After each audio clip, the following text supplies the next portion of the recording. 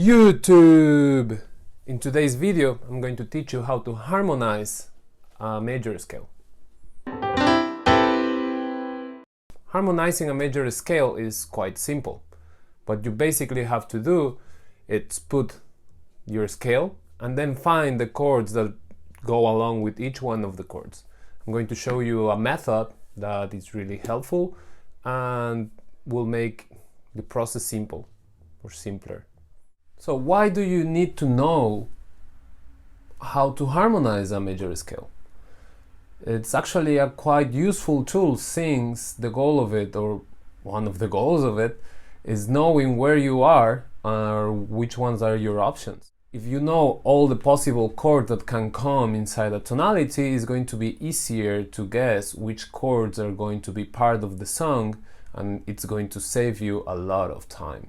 So the first step to build or harmonize the scale, it's being sure of knowing all the alterations of the scale. For this example, I choose the C major scale since it hasn't got any alterations and it's going to be easier to visualize. And later on I will do it in another scale with a couple of alterations so like that you can see how it works. To begin with, we're going to start with the C major scale.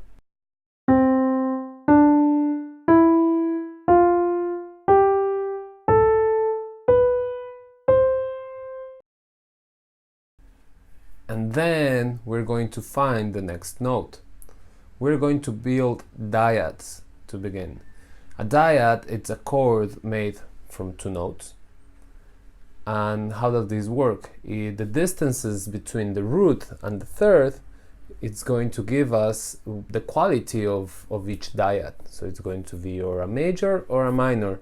So to build our dyads, we are going to play the same scale, the scale of C major, but starting on its third note, that in this case is an E.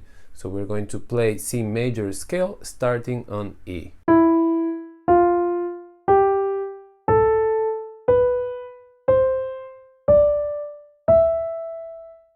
Now that we have both scales, we are going to put one on top of the other, and like that we're going to build our dyads. The distance between, like I said, the distance between the root and the third is going to give us the quality of the dyad. It's going to be start with a major dyad, and then it's going to be major, minor, minor, major, major, minor, and minor.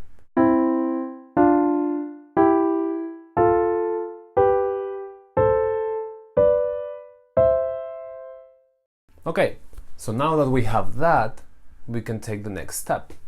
The next step is adding the fifth. So like that we have three notes on each note or in each chord, and instead of being a dyad, it's going to be a triad.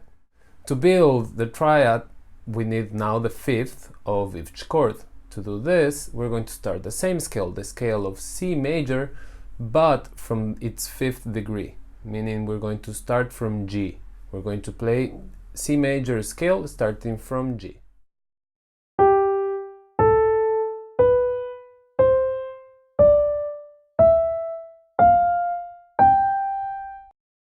We are going to put the dyads with this third note on top of it, and we're going to get all the chords that happen in the major scale, and the qualities of them are going to be given mostly by the third, as we saw before, and the last chord is going to have a different quality because the distance with the fifth changes.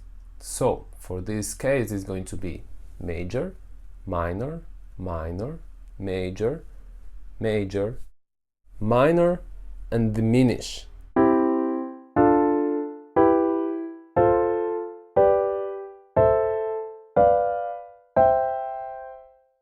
Now we're going to repeat the same process but with a different scale. In this case, it's going to be the scale of B flat major. I have chosen this scale because it's got two alterations, B flat and E flat. So the first step is going to be playing the B flat major scale.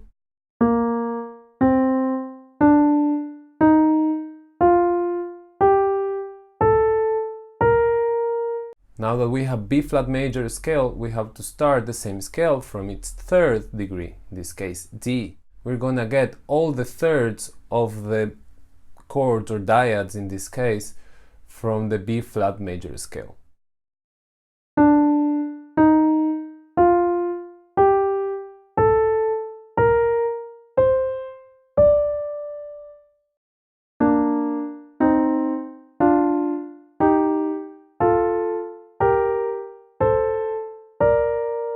As we saw, the qualities remain the same, and now we have to do the final step, that it's adding the fifth of the chord, so like that these dyads become triads.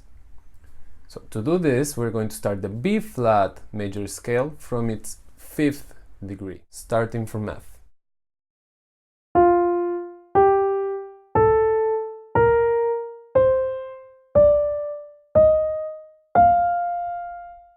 Now we're going to put the three scales one on top of the other, and we're going to get all our triads. And as in the major scale and the C major scale, their qualities are going to be the same. Major, minor, minor, major, major, minor, diminish, and then the octave.